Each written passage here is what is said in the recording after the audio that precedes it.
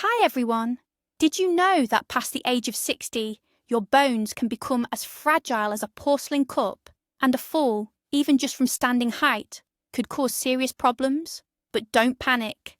In this video, we'll share 6 proven methods to strengthen your skeleton and live a full, active life for years to come. You'll learn not only about common things, but also about things that might genuinely surprise you. So what exactly is osteoporosis? Imagine your bones are like a porous sponge. With osteoporosis, these pores become too large and the bone itself becomes thin and brittle. This happens gradually, often unnoticed, until the first fracture occurs. This is especially true after 60, when hormone levels change and bone tissue breaks down faster. Let's start with the absolute cornerstone of preventing osteoporosis after 60, your daily diet. You might think healthy eating is boring or complicated, but honestly, it's one of the easiest and most enjoyable ways to look after your bones. Why is diet so crucial? As we age, our bones are constantly renewing themselves. However, after 60, the rate of bone breakdown often starts to outpace new bone formation. To provide the necessary building blocks for healthy bone cells, you need to get them from your food. This is where our 2 main heroes come in: calcium and vitamin D. Think of calcium as the literal building blocks of your bones. You need enough of it to keep your skeleton dense and strong. Think calcium only comes from milk and cheese. Think again. It's abundant in leafy greens like broccoli and spinach, in nuts, seeds, sardines, the ones with bones, and even in fortified foods like orange juice or breakfast cereals. Making these a regular part of your meals can make a big difference.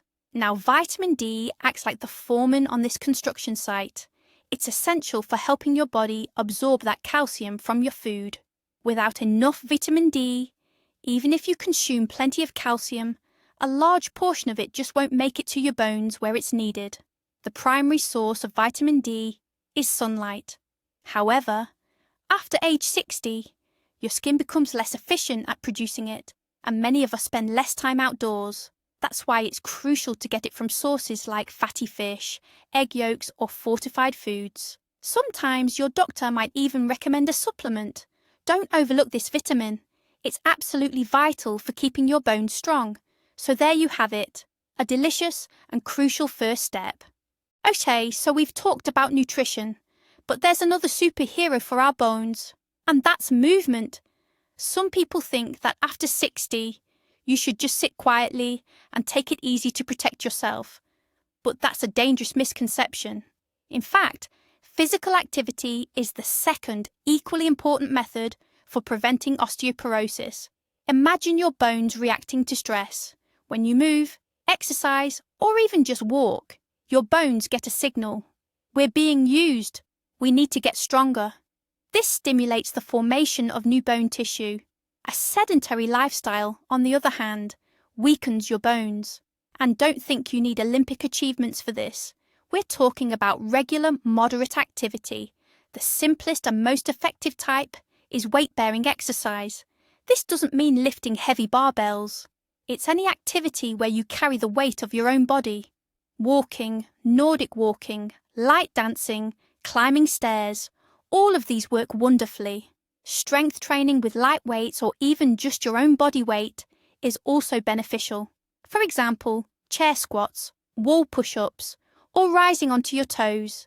These strengthen not only your muscles, but also the bones they attach to. Important: before starting any new exercise program, consult with your doctor, especially if you've already been diagnosed with osteoporosis. Start gradually. Even just 15 to 20 minutes of brisk walking a day will bring huge benefits. And that myth that you shouldn't move if you have fragile bones, that's simply not true. Of course, you need to avoid sudden movements, falls, and excessive strain. But properly chosen exercises, on the contrary, strengthen your bones and improve balance, which reduces the risk of falls. Movement is life, and it keeps your bones strong.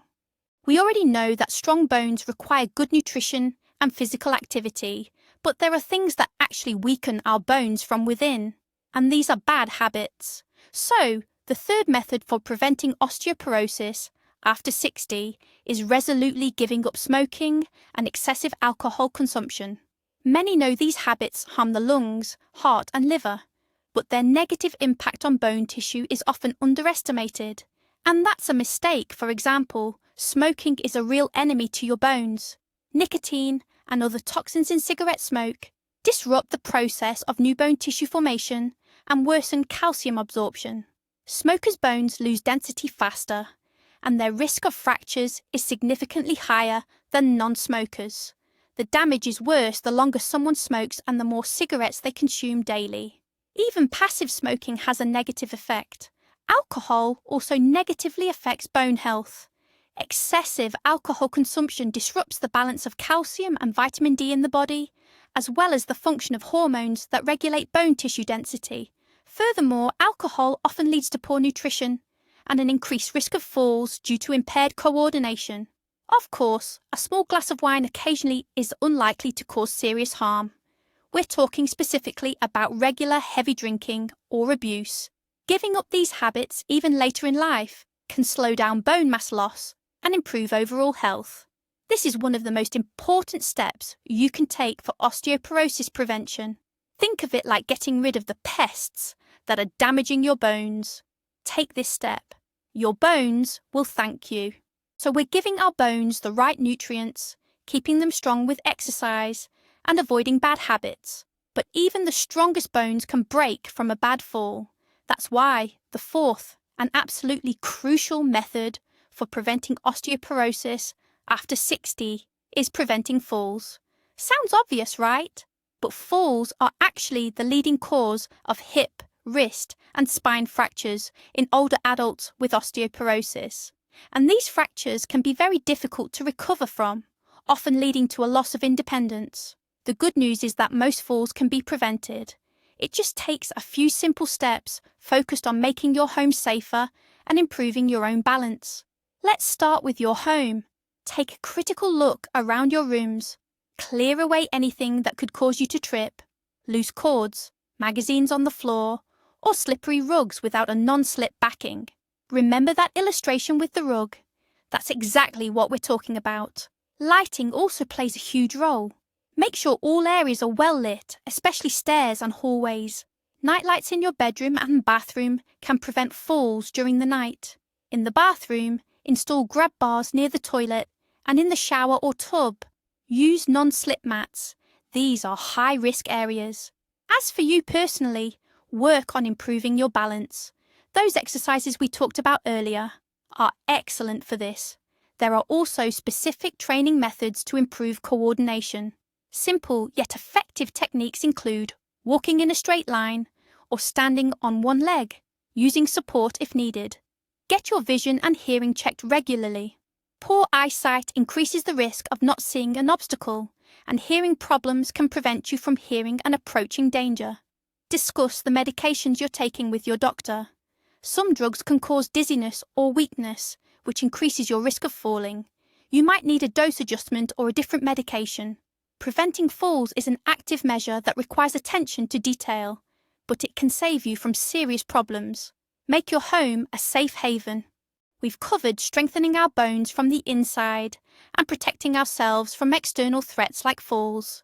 Now let's look at how to monitor your bone health from a distance. The fifth crucial step in preventing osteoporosis, especially after age 60, is getting regular medical checkups. And remember, there's no need to fear a visit to the doctor. Why are these checkups so vital? Osteoporosis is often called the silent disease because in its early stages it typically has no symptoms at all. You might not even realise your bones are becoming thinner until a fracture occurs, often from a minor fall, or even just bumping into something. The only way to know for sure about the state of your bones is to undergo a specific test called bone density scanning, or densitometry. This is a simple, painless procedure, similar to an X-ray, that measures your bone mineral density.